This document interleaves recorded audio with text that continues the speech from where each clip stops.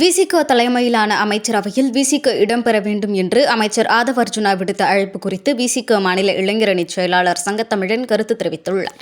வணக்கண்ணே. இப்போ வந்து தாவேகாவுடைய அமைச்சர் ஆதவ் அர்ஜுனா, அதாவது உங்க கட்சியில பயணிச்சவரு, இன்னைக்கு தாவேகாவுல அமைச்சரா இருக்கிறாரு. இன்னைக்கு பார்த்தோம்னா விசிகாவ வந்து அமைச்சரவையில தாவேகா அமைச்சரவையில இடம்பெறணும் அப்படின்ற போல தன்னுடைய விருப்பத்தை சொல்லியிருக்காரு.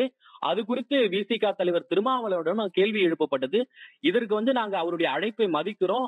அவருக்கு நன்றி சொல்ல கடமைப்பட்டிருக்கோம். இது குறித்து நாங்க கட்சி முன்னணி நிர்வாகிகளிடம் கலந்து ஆலோசித்து முடிவை அறிவிப்போம் அப்படின்ற போல சொல்லியிருக்காருன்னு. உங்களுடைய கருத்து என்ன? யார் அமைச்சரவையில இடம்பெற போகின்றார்? இன்னும் அது சம்பந்தமான இறுதி முடிவுக்கு உடனடி கருத்துகள் வரவில்லை. எங்க தலைவர் வந்து முன்னணி தோழர்களிடம் இது சம்பந்தமாக பேசிக் கொண்டிருக்கிறார். அதனால வந்து முடிவை வந்து தலைவர் அதிவிரைவில் அறிவிப்பார். அதே போன்று வந்து அமைச்சரவையில வந்து திண்டிவனம் சட்டமன்ற தொகுதி உறுப்பினராக இருக்கக்கூடிய திரு வன்னியரசு வந்து அமைச்சராக பதவி இருக்க வாய்ப்பு இருக்கு அப்படின்ற போல ஒரு கருத்துக்கள் பதவி இருக்கு. தொடர்ந்து வந்து அரசியல் விமர்சகர்கள், பத்திரிகையாளர்கள் எல்லாம் பேசுறத பார்க்க முடியுது. அப்படி ஒரு வாய்ப்பு நேர்ந்தால், கொடுக்க நேர்ந்தால் அந்த வாய்ப்பு வந்து திரு வன்னியரசுக்கு போகுமா? கட்சியுடைய கோட்பாடு என்னன்னா, கடைசி நிலைகளுக்கு ஜனநாயகம், எளிய மக்களுக்கு அதிகாரம், இந்த நோக்கத்துக்கு தான் நாங்க களமாடுகிறோம். ஆட்சியிலும் பங்கு, அதிகாரத்திலும் பங்கு. அப்ப அப்படிப்பட்ட சூழ்நிலை வந்துச்சுன்னா வன்னியரசு இல்ல, யாருக்கு கிடைத்தாலும் அதை நாங்க வரவேற்போம்.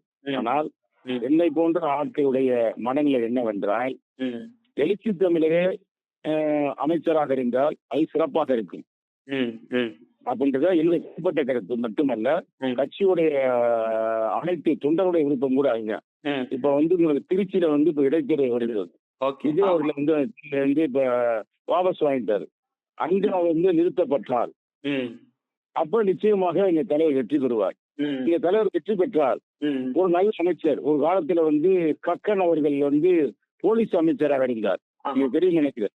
காமராஜருடைய அந்த ஆட்சி காலகட்டத்தில் தியாக தலைவர், அதாவது சுதந்திர போராட்டத்தை போராடிய கக்கன் அவர்கள் போலீஸ் மந்திரியாக இருந்தார்.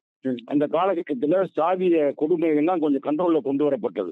அப்ப அப்படிப்பட்ட ஒரு வரலாறு படைக்க விடுதலை சிறுத்தைகள் விரும்பிய ஒழிய ஏதோ ஒரு மினிஸ்டர் வாங்கணும், ஏதோ செஞ்சோம் அப்படின்ற வந்து நாங்க போக விரும்பவில்லை. இது என்னுடைய கருத்து இல்ல. திருப்பி நான் சொல்றேன், தொண்டருடைய கருத்து இந்த கருத்துங்க.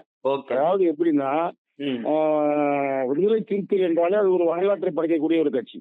தெரியுமா உங்களுக்கு? தெரியாதா? கண்டிப்பா கண்டிப்பா தெரியும். சட்டமன்ற வரலாறு இருக்கு. அப்ப வரலாற்று மிக்க இந்த கட்சி வந்து ஒரு வரலாற்று மிக்க ஒரு அடுத்த நகர்வை நோக்கி தான் நகர விரும்புகிறோம். அதனால வந்து இந்த நேரத்துல உங்களுடைய யூடியூப் மூலமாக இன்றைய முதல்வர் அவர் பேர் என்ன, விஜய் அவர்களுக்கு ஒரு கோரிக்கை அளிக்கிறேன்.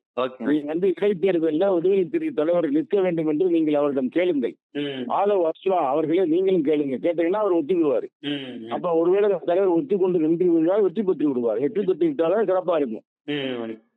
சரிங்களா? அதுதான் நான் வந்து ஒரு வழி. என்ன அவங்க மினிஸ்டர் கொடுப்பாங்க, பெரிய மினிஸ்டர் ஒன்றும் பெருசா கொடுக்க மாட்டாங்க. சாதாரண எஸ்சி மினிஸ்டர் கொடுப்பாங்க. அதை வாங்கி வச்சு நீங்க ஒன்றும் பெரிய மாற்றத்தை உருவாக்க முடியாது. ஆனா தொடர்ந்து எஸ்சி மக்களுக்காக போராடி கொடுத்தானே இருக்கிறான். வாய் பேசினா நாயாதான பேசி வைக்கலாம். இப்போ வேலை என்ன, ஒரு வன்கொடுமை நடந்து ஸ்பாட்டுக்கு போகணும். இப்போ எங்க போறாங்க? போறதில்லை இல்ல. இப்போ திரு எந்த ஆட்சி வந்தாலும் நாங்க செயல்படுறோம். இப்போ அப்படி சொல்றீங்க. ஆனா திரு ராஜ்மோகனுக்கு வந்து கல்வித்துறைய கொடுத்திருக்காங்க, செய்தித்துறை எல்லாம் கொடுத்திருக்காங்க இல்லையா அவங்கள? ஆமா, அது சிறப்பா பாராட்டுறோம்.